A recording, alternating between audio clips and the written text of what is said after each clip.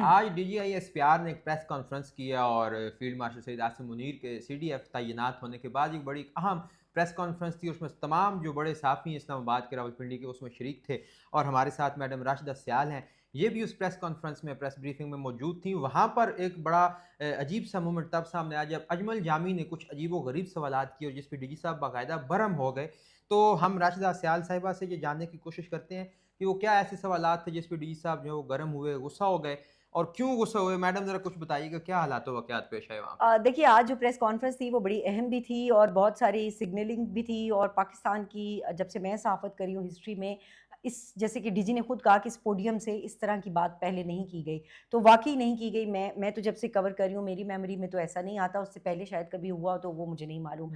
بہت سارے سوالات ہوئے ان سے, بڑا کھل کے بات چیت ہوئی, 2 گھنٹے کے قریب تقریباً یہ پریس کانفرنس تھی, اور اس میں اجمل جامی نے اور لوگوں نے بھی سوالات پوچھے. اور اجمل جامی نے یہی سوال پوچھا کہ شاید یہ جو نوٹیفیکیشن تھا اس میں تاخیر کیوں ہوئی, اور کچھ ان کی ڈیمانڈز تھیں سول گورنمنٹ کی, تو اس کے اوپر انہوں نے برہم نہیں ہوئے, لیکن البتہ انہوں نے بڑا ایک شارپ قسم کے طریقے سے اس کا جواب دیا. اور وہی بات انہوں نے کہی کہ شام ہوتی ہے تو یہاں لوگ جو ہے وہ اپنا کاروبار کھول کے بیٹھ جاتے ہیں, اور شام 7 سے لے کے 11 تک ڈی جی کا کہنا تھا کہ صرف سیاست کے اوپر بات ہوتی ہے, آپ لوگ کنسٹرکٹیو کسی چیز کے اوپر بات نہیں کرتے, کسی اور موضوع پہ بات نہیں کرتے, صرف پالیٹکس کو اور جو فوج کے اندرونی انتظامی معاملات ہیں آپ کو اتنی obsession کیوں ہے کہ چاہے وہ میڈیا کے لوگ ہوں, چاہے وہ سوشل میڈیا کے ہوں یا سیاسی جماعتوں کے ہوں, ان کو obsession ہے کہ جو انٹرنل ایشوز ہیں فوج کے اس کے اوپر وہ زیادہ بات کرتے ہیں, جبکہ ان کو اور ایشوز کو بھی زیر بحث لانا چاہیے. اچھا, انہوں نے اسٹریٹجک کمانڈ کے حوالے سے سوال کیا تھا جامی صاحب نے, جس پہ ڈی جی صاحب کہہ رہے تھے کہ آپ کو کانسٹیٹیوشن پڑھنا چاہیے, آپ باقاعدہ جو تیاری کر کے آتے ہیں سوال میں سے جواب نکالتے ہیں, تو آپ کانسٹیٹیوشن کیوں نہیں پڑھتے. میرے خیال میں تو انہوں نے کوئی جواب دیا نہیں ان کو, لیکن اس کے بجائے اس کے اوپر جو ہے وہ غصہ ہوئے ہیں. کیا سوالات کیا تھے ایگزیکٹلی اجمل جامی صاحب کے, آپ نے تو سنے ہوں گے وہاں پہ.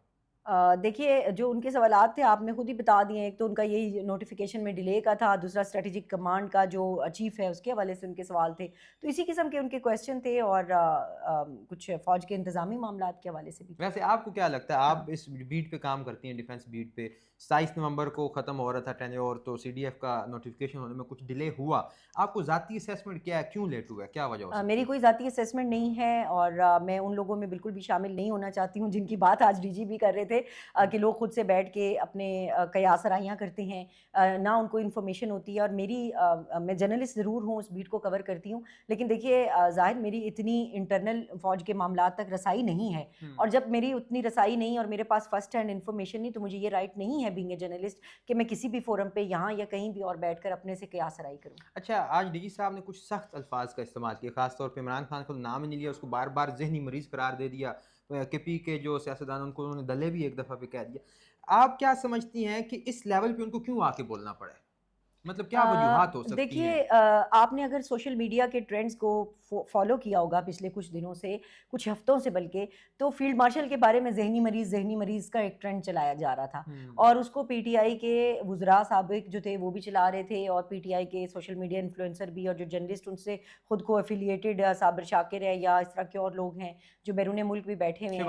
شہباز گل اور اس ٹائپ کے جو لوگ ہیں وہ بھی کر رہے تھے, اور بھی بہت سارے جو ان سے ایفیلیٹڈ سوشل میڈیا اکاؤنٹس ہیں ان سے بھی کیا جا رہا تھا. تو دیکھیے there is a limit to everything نا, برداشت کی بھی ایک حد ہوتی ہے. تو آپ ایک ادارے کو لے کے بار بار اس کو, اور ایک ادارے کے سربراہ کو جو پاکستان کے ایک بڑے آئینی عہدے کے اوپر اس وقت بیٹھا ہوا ہے, موجود ہے, تو اس کو لے کے اگر آپ اس طرح سے نیریٹو بناتے رہیں گے تو ظاہر دوسری جانب سے بھی تو جواب آئے گا نا. آپ کا کیا خیال ہے کہ کیا لب لباب کیا تھا آج کی پریس کانفرنس کا, کیا آگے ہونے جا رہا ہے, کیا میجر شفٹ آنے جا رہا ہے آگے اگلے رجیم میں؟ ایک جملے میں اس کو ختم کروں گی کہ تم ہو کون. اچھا, یہ جملہ خیر کافی انجوائے کیا. کون ہو تم ہوتے کون ہو, تم ہوتے کون ہو بھائی, لیکن ویسے یہ بات ان کی ہوگی. جینوئن تھی کہ ان کو اپنے صوبے کا بھی تو جواب دینا چاہیے کہ وہاں پہ کیا ہو رہا ہے, وہاں پہ کرپشن تو ختم نہیں ہو رہی, وہاں پہ کوئی پازیٹیو ہمیں نظر نہیں آ رہا کہ کام ہو رہا ہے. تو بہرحال آپ نے بڑی اچھی ہمیں اندر کی انسائٹس دی ہیں, thank you so very much. تو ناظرین, اجمل جامی صاحب نے جو سوالات کیے, پہلے تو ڈی جی صاحب نے ان کو کہہ دیا تھا کہ آپ کانسٹیٹیوشن پڑھیں تو وہاں پہ آپ کو جوابات مل جائیں گے, آپ خواہ مخواہ مثالہ نہ ڈالیں. باقی جو گفتگو تھی وہ راشدہ سیال صاحبہ نے ہمیں سنا دی ہے, تو تھینک یو ٹو یو. اور آپ کے اس حوالے سے کیا رائے ہے اس کا اظہار آپ کمنٹ باکس میں کیجیے گا. Thank you so much.